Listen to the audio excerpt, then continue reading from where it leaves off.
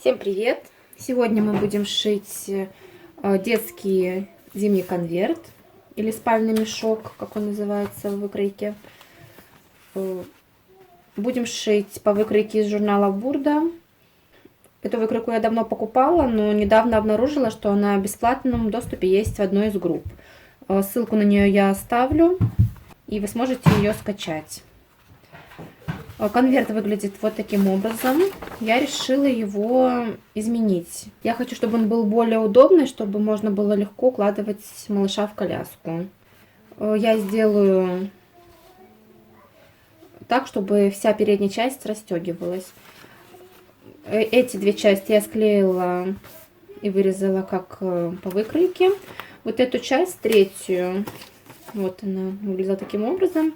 Я вот так вот разрезала пополам, и так вот таким образом я добавила ее к низу одной и второй детали. Тут дорисовала, приклеила так вот две детали. Для пошива я буду использовать дюспо. На подклад, на утеплитель я буду использовать Альпалюкс 150. Он выдерживает до 22 градусов мороза. Можно взять, допустим, 2 слоя сотого, тогда будет как 300, и он будет до минус 30 градусов. Теперь нам нужно вырезать все наши детали. Нам нужно разложить нашу ткань, сложить лицом вовнутрь и раскроить детали. Если вы используете курточную ткань, то ее без разницы как складывать, так как она... Как раскраивать детали. Тут долевой нити нету. Главное, чтобы не было по косой, потому что по косой натянется, а ни по ширине, ни по длине она не тянется, эта ткань. Ткань мы раскладываем вот таким вот образом.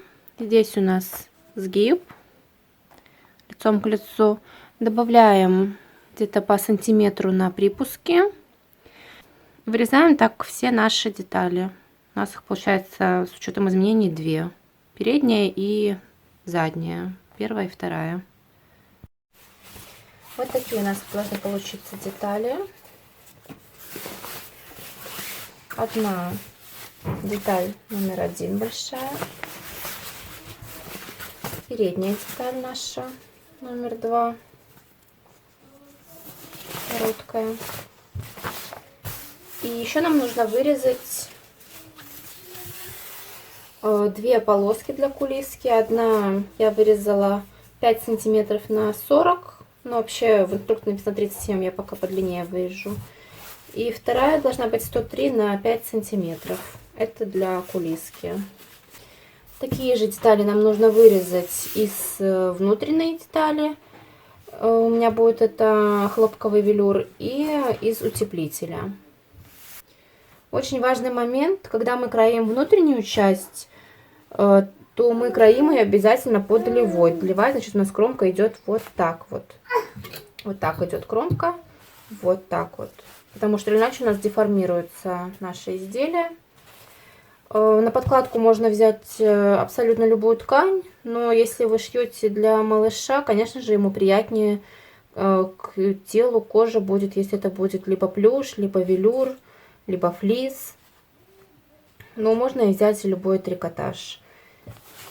Для внешней ткани, для внешней части вы также можете взять любую ткань.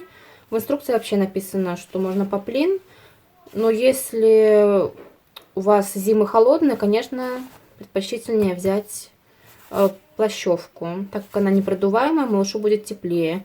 Если у вас зимы теплые, то можно, в принципе, взять и любой хлопок. Только поплотнее, конечно.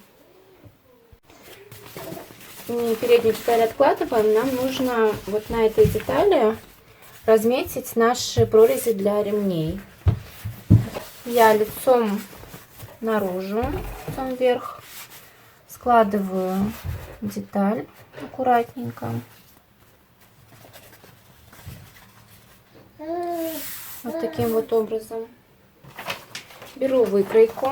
Вот эти вот детали, которые помечены ножничками, эти прорези, нужно их вырезать. Я вырезала обычным канцелярским ножом. Наложила на досочку и вырезала. Теперь мы прикладываем наши детали так, с учетом припусков.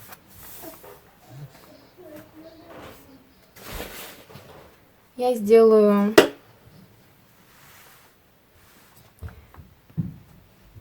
вот здесь вот в начале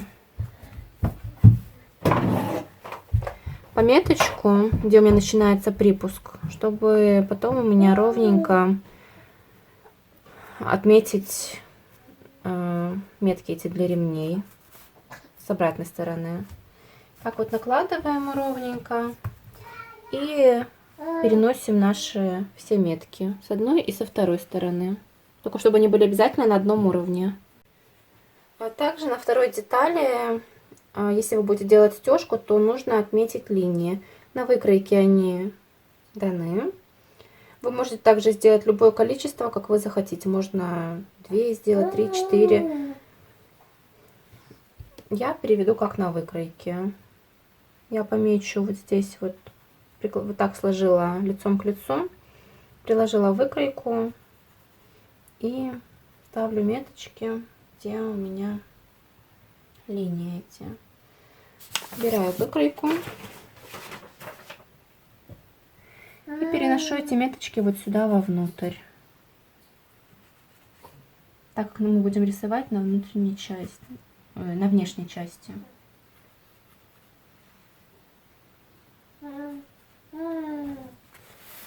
Так.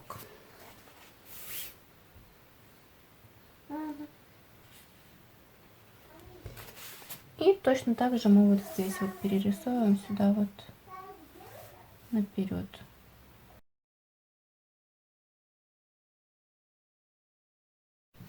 Вот так у нас получилось.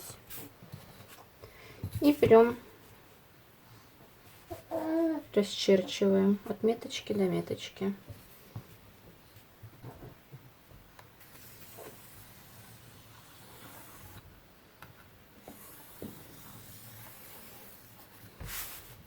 Так, и так все наши линии.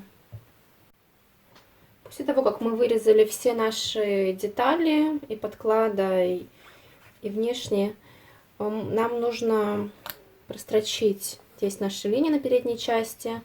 Я вырезаю синтепон всегда с запасом, чтобы потом легче было строчить по краю, а потом лишнее обрезаю. Итак, там, где наши линии, я вот так сколола булавочками, чтобы ткань и утеплитель, они не ездили.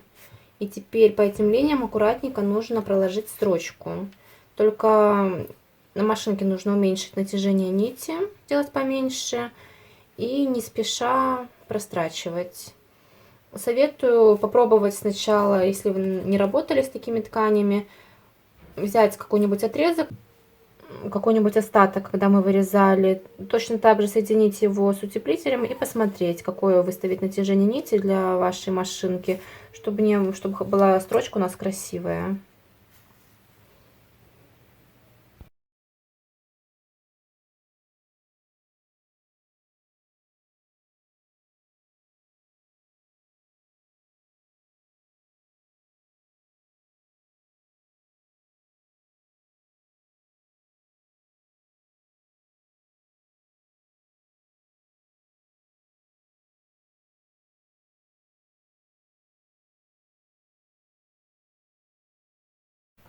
Вот так вот у нас получилось. Теперь прострачиваем вверх, начиная вот отсюда, например, сверху, одну боковую, вот эту часть идем, и низ, вот до сюда где-то. Эту часть мы оставляем, чтобы набить еще наполнителем.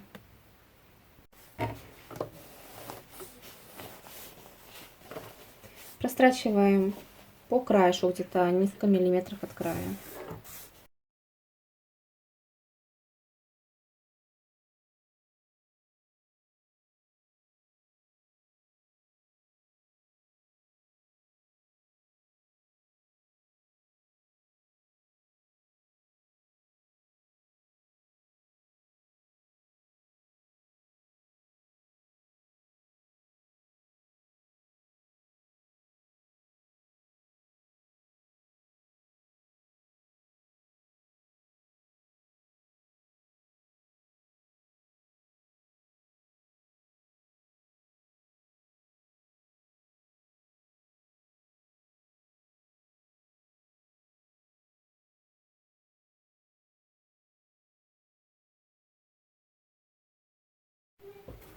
Вот так у нас получается. Одна сторона осталась открытая.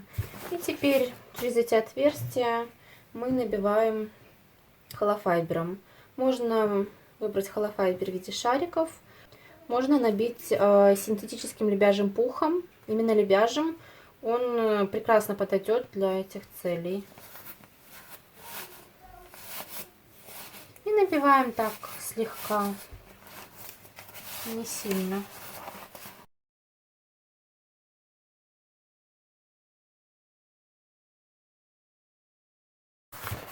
Вот таким образом, чтобы у нас получилась такая гусеничка. Вот получилось. У краев и здесь я сильно не набивала, так как нам еще надо будет пришивать молнию сюда. Еще такой момент. Холофайбера у меня ушло где-то, я не читала точно, но примерно грамм 300, не больше. Теперь нам нужно застрочить эту сторону. Берем булавочки и вот так вот чуть-чуть туда дополнительно наш запихиваем и булавкой закалываем. Так вот всю нашу сторону закалываем и также прострачиваем аккуратно, то есть застрачиваем наши отверстия. Вот мы застрочили. Теперь можно срезать лишний синтепон. Теперь берем нашу первую деталь большую, накладываем на утеплитель лицом вверх и прострачиваем по краешку по всему периметру. Вот мы прострочили, обрезали все лишнее. Также еще забыла сказать, что надо еще перенести вот эту вот часть. Нужно вырезать вот эту вот деталь и совместить, вот мы где делали прорези, рисовали, так совместить и перевести здесь и здесь, чтобы у нас получилась вот такая деталь. Теперь можно пришивать молнию. Сначала берем нашу большую часть и начиная отсюда до середины можно сразу отмерить. Так вот я поставила отсечку.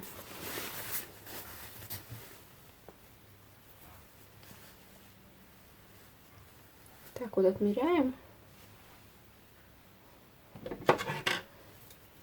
и делаем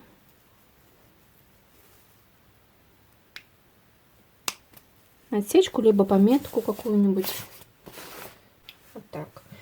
И нам нужно вшить молнии. У меня молнии размером 100 сантиметров. К сожалению, 90 сантиметров оказались на пару сантиметров короткими. Можно также 95 сантиметров взять.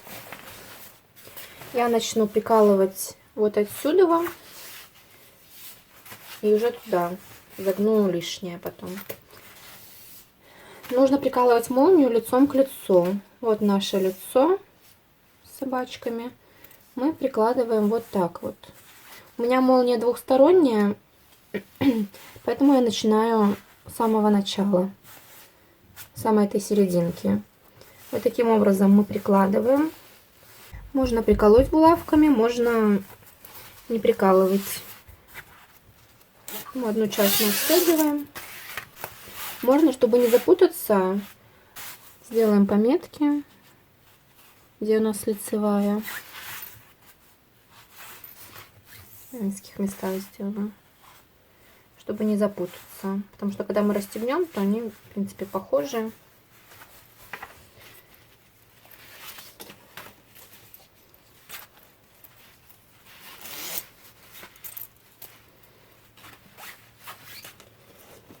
К этой стороне мы прикладываем ту часть, которая получается с собачками, лицом к лицу. Вот таким образом. И пристрачиваем по всему периметру. Здесь мы заканчиваем.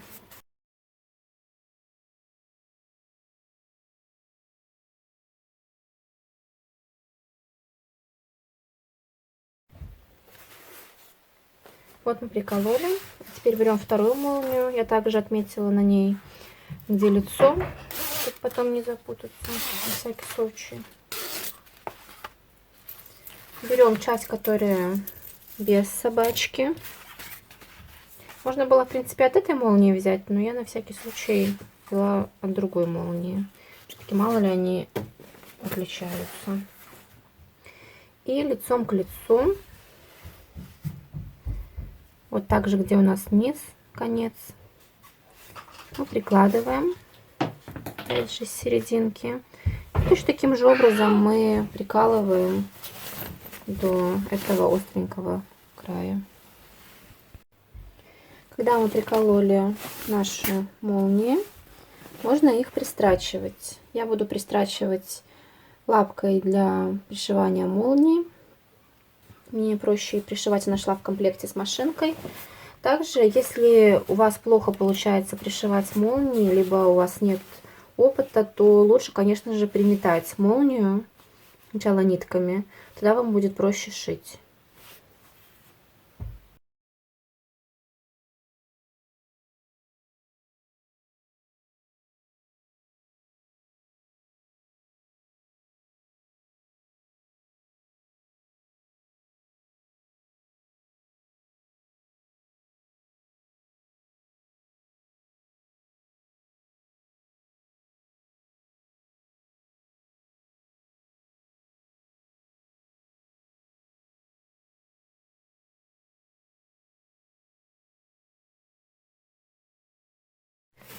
Вот так вот у нас получилось. Теперь нужно к нашей второй части тоже пристрочить молнию. Здесь будет посложнее, так как у нас оно уже такое пухленькое. К этой части мы опять же прикладываем с замочками части молнию, также лицом к лицу. Здесь мы без замочков. Так, вот у нас лицо.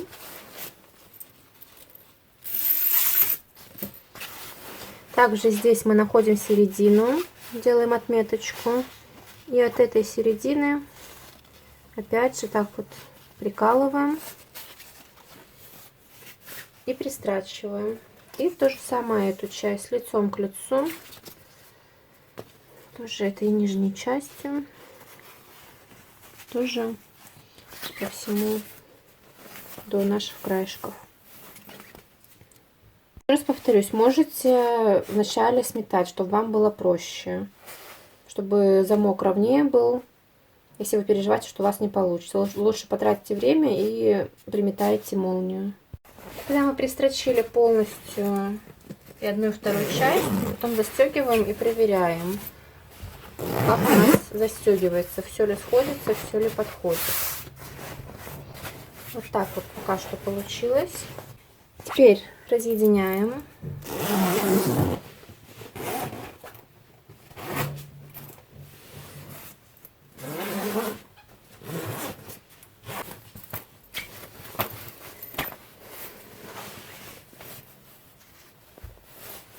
Хвостики пока что не отрезаем. Теперь нам нужно пристрочить сюда кулиску.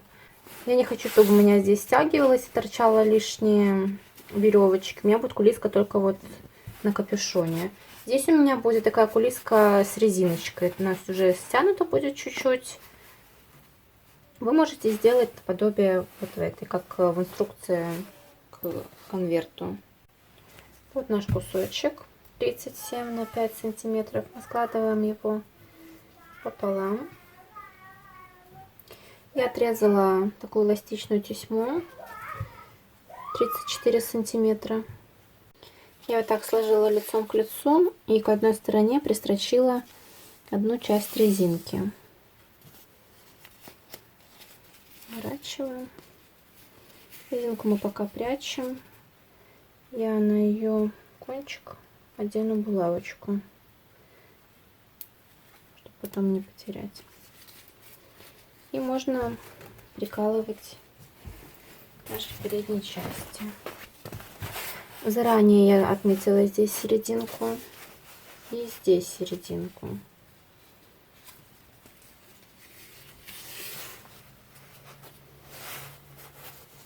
Резинку прячем туда вовнутрь. Соединяем вот так вот лицом к лицу.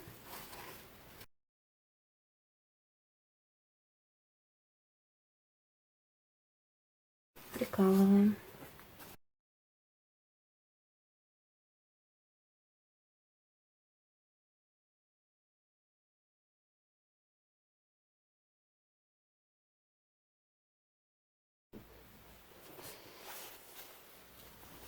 Так, аккуратно, мы плавно.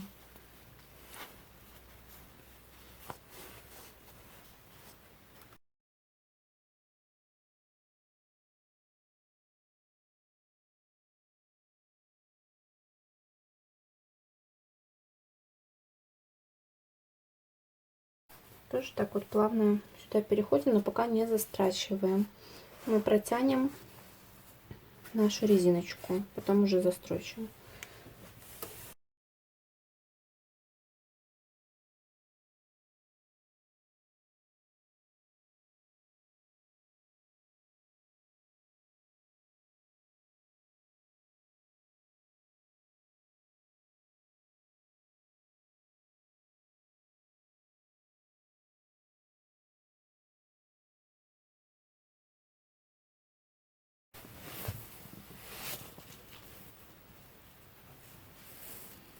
Вот мы пристрочили.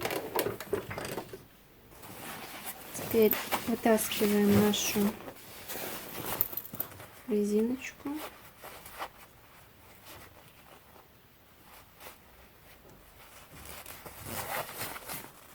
Расправляем, как нам больше нравится.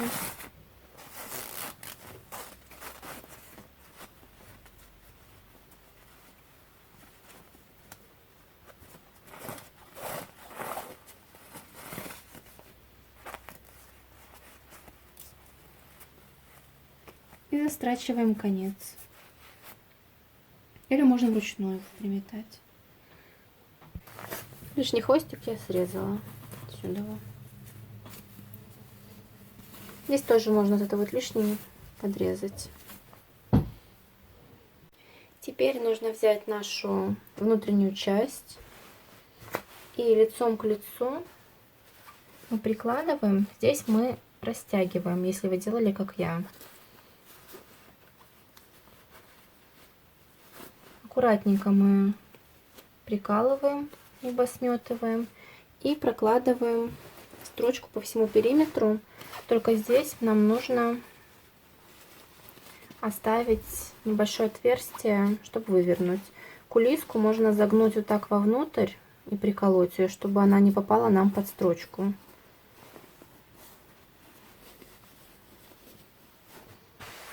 И прострачиваем. Чтобы было легче шить, я по всему периметру сметала нитками. Также из-за того, что у меня лапка для молнии только в одну сторону, то есть такие лапки, которые и здесь выемки, и ими можно прошивать с других сторон. Так как у меня в эту сторону, то мне неудобно запихивать сюда весь конверт, поэтому я буду строчить по обратной стороне, вот там, где у меня была молния. Вот там, где у меня была строчка, я буду строчить по этой строчке. Конечно, неудобно будет по синтепону строчить. Будет цепляться лапка, но придется так. Вот мы прострочили. Лишний велюр я по краям срезала. И сверху тоже так вот у нас получается. Теперь можно срезать наши молнии.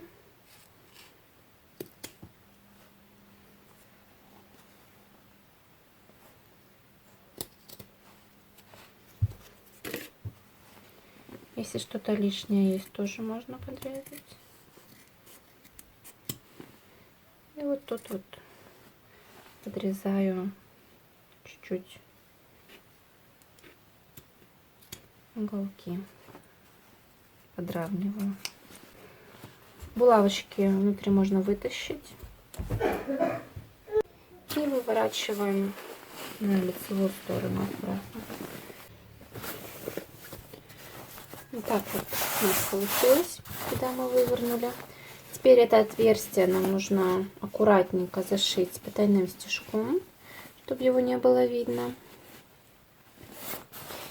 И также я советую, чтобы конверт красиво, аккуратно выглядел и было удобно, еще проложить строчку вот так вот, ну, может, на ширину лапки, либо сантиметр от молнии. Тогда и молния будет красивее лежать, и удобнее будет застегиваться, не будет запутываться. Но если не хотите, можно не прострачивать, можно так оставить. Тут на ваше усмотрение.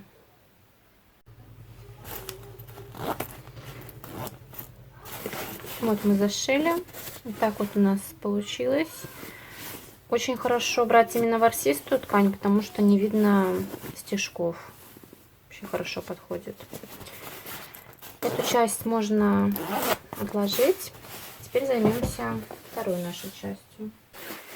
Также еще хотела сказать, что если вы будете использовать конверт для малыша постарше, то есть который уже ходит, и чтобы не испачкать внутреннюю часть, нашу плюшевую, велюровую, можно дополнительно пристрочить к велюру, настрочить наверх вот такую вот подкладочную ткань. Она обычно используется в штанишках, в куртках, в рукавах. Называется, как правильно ударение, не знаю, тафета или тафета. В общем, одним слоем можно настрочить. Вот так вот кусочек, так краешек подвернуть. Вот так вот настрочить. И к этой части. И то же самое к передней нашей части, тоже к велюровой части можно пристрочить. Я буду использовать конверт только пока малыш не ходит. У меня, когда он будет ходить, у меня другой есть конверт. Поэтому подкладочную ткань я не буду настрачивать. Так, к этой нашей части нам нужно также пристрочить кулиску. Будем мы ее делать не так, как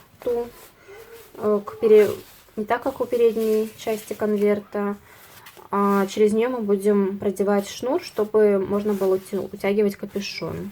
Размер у нас ширина 5 сантиметров и длина 103 сантиметра.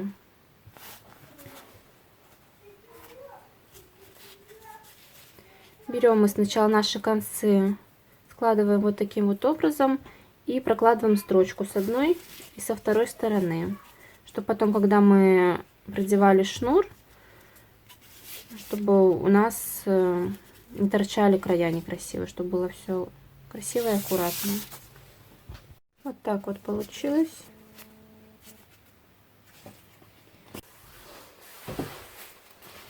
Теперь складываем лицом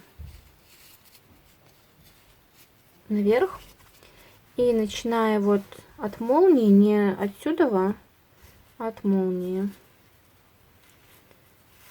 Так вот можно приколоть сначала.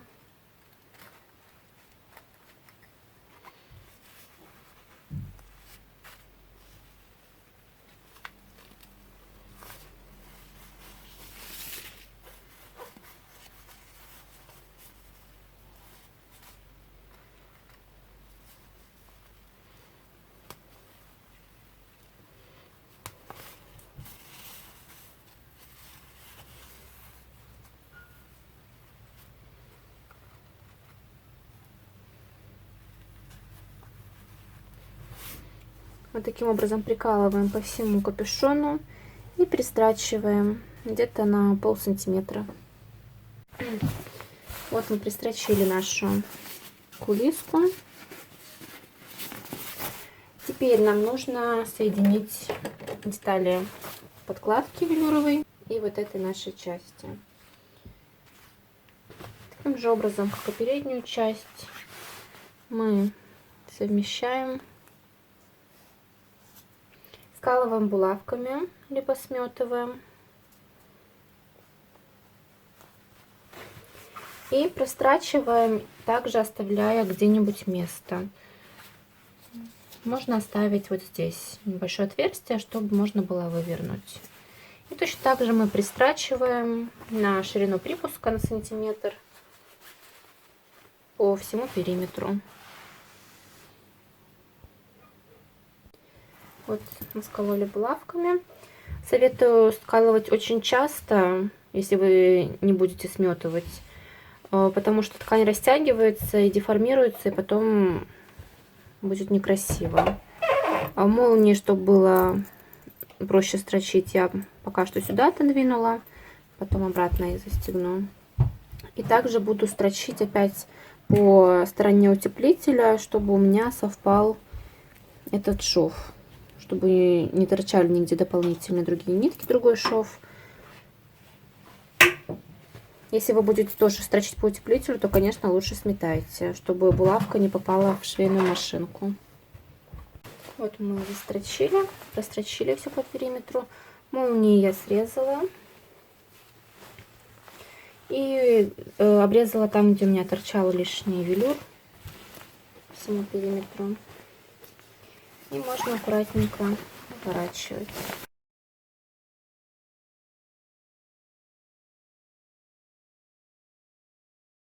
Все аккуратненько выравниваем по всему периметру. И все так же зашиваем наше отверстие потайным стежком. Когда мы зашили потайным стежком, нам нужно ровненько разложить нашу эту часть. И нам нужно будет прострочить вот здесь, где мы отмечали карандашом. Просто не видно на камеру. Мы аккуратненько закалываем с двух сторон от этой линии.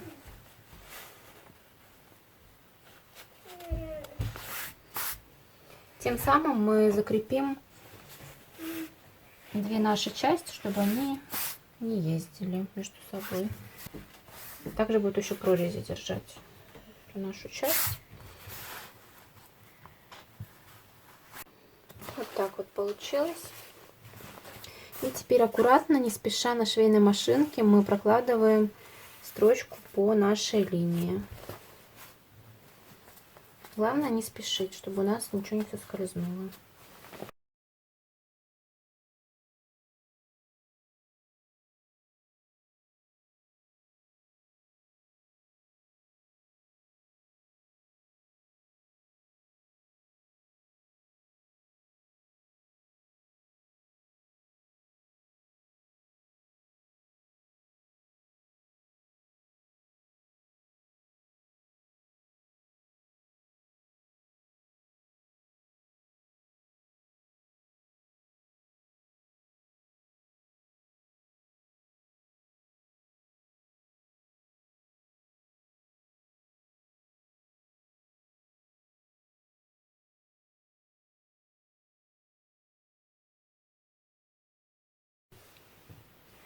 Вот что у нас получилось.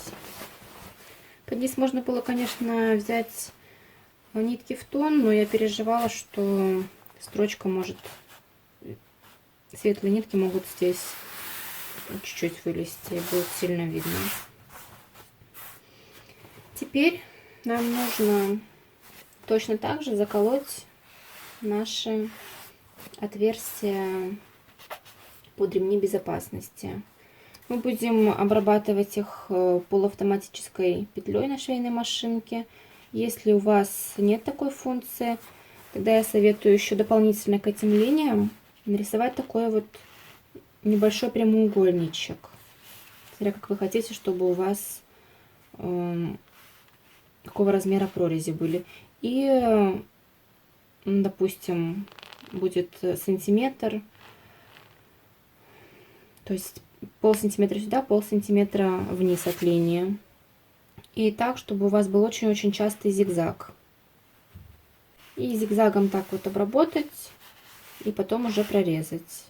Я еще раз повторюсь, буду показывать, как делать петли на швейной машинке.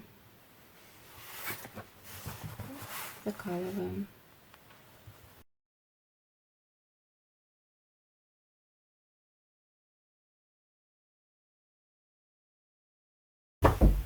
Я буду закалывать по одной, по очереди их делать.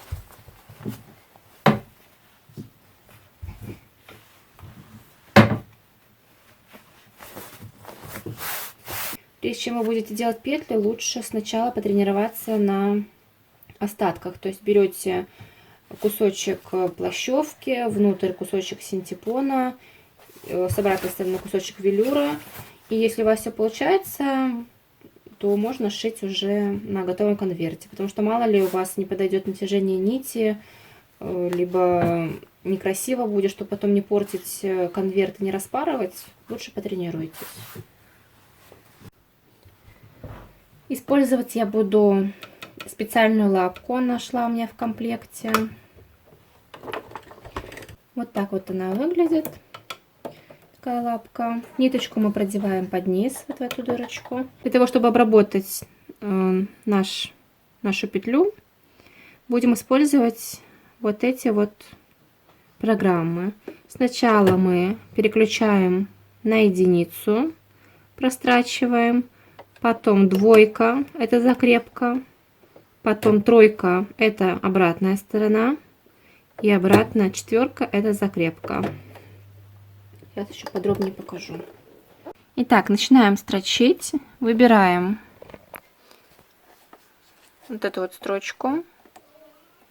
Вот она у нас идет вперед. И начинаем строчить так, чтобы наша направляющая шла вперед.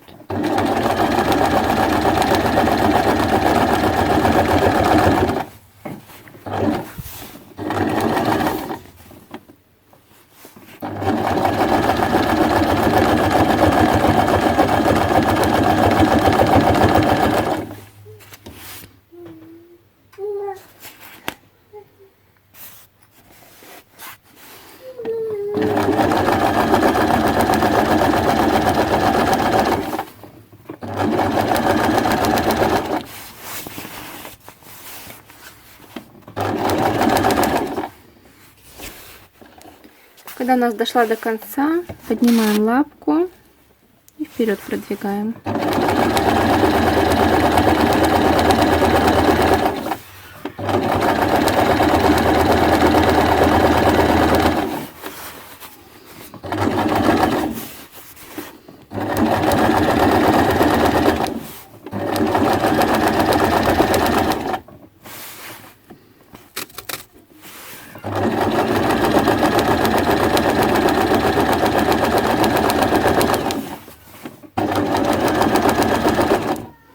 Дострачиваем до нашей перпендикулярной линии, которая у нас вот так шла.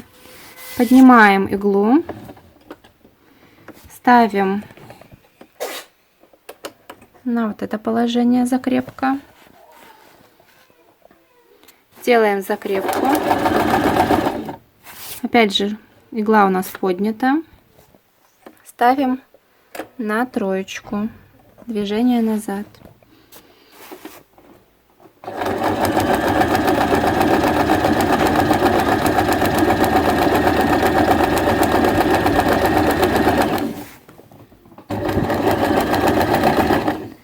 Когда перестала идти, подвигаем лапку в обратную сторону.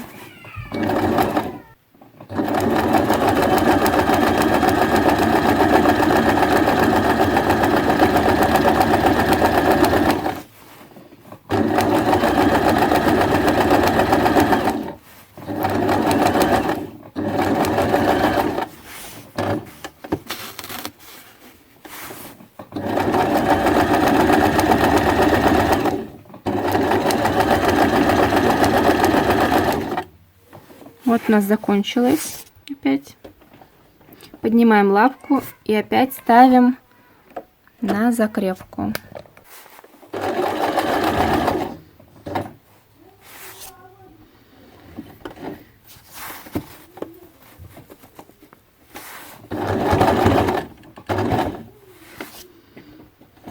Все. Точно так же все остальные делаем. После того, как все наши прорези готовы, можно делать дырочки. Я это делаю спарывателем. Можно, если нет спарывателя, аккуратненько лезвием, либо канцелярским ножом. Но лучше, конечно, иметь такую штучку. Я начинаю вспарывать от края вот отсюда. Продеваю и вспарываю.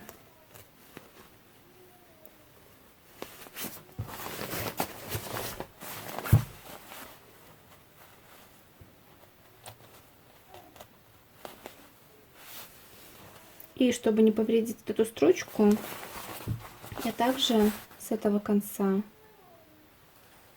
спарываю и далее иду к середине.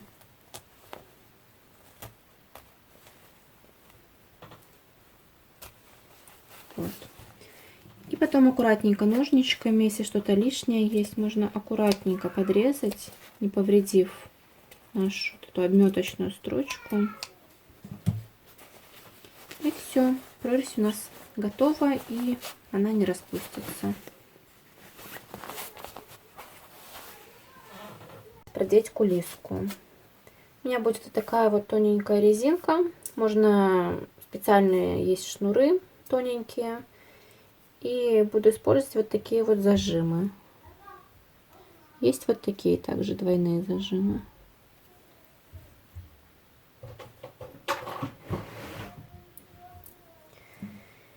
Чтобы продеть, я беру булавочку подходящего размера. Так вот продеваю и завязываю. Так, чтобы она не распустилась, можно подальше узелок сделать. И просовываем сюда в кулиску нашу резиночку.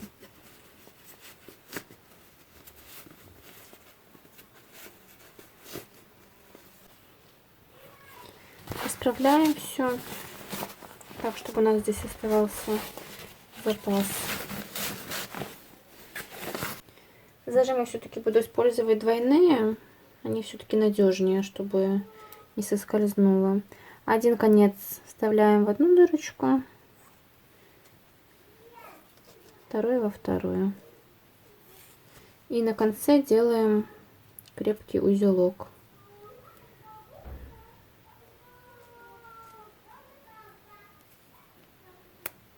Так вот. Лишний кусочек отрезаем.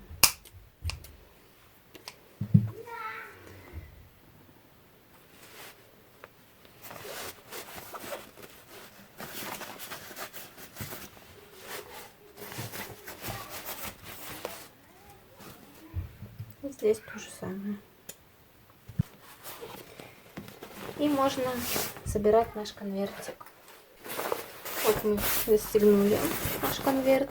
Если вы будете тоже использовать двойные молнии, и у вас не будет застегиваться, например, одна из частей, просто расстегните одну часть, и тогда здесь легко застегнется. Такой конвертик подойдет для малышей от рождения до 2 лет где-то. Также по желанию вы можете уменьшить выкройку и сделать конвертик, допустим, от 0 до 6 месяцев. Можно вот убрать с середины какую-нибудь одну из частей, померить. Вот это счастье, которое у нас мы прокладывали строчку, отмерить до конца. Если до 6 месяцев, то 68 сантиметров. Плюс припуски. Это будет длина конверта. Это примерно убрать, наверное, одну какую-нибудь ячейку. Или даже 2. Конвертик я померила, он хорошо помещается в прогулочный блок. В трансформер вообще, наверное, хорошо будет. Такой конверт еще очень удобно использовать для малышей, потому что у нас расстегивается вот эта вот часть, полностью снимается. Удобнее положить малыша, нежели когда молния посередине, приходится постоянно эти части падают, и неудобно ложить малыша. Такой вариант удобнее. Если вам понравилось мое видео, ставьте лайк, подписывайтесь на канал, если не подписались, и жмите на колокольчик, чтобы не пропустить следующее видео. До встречи!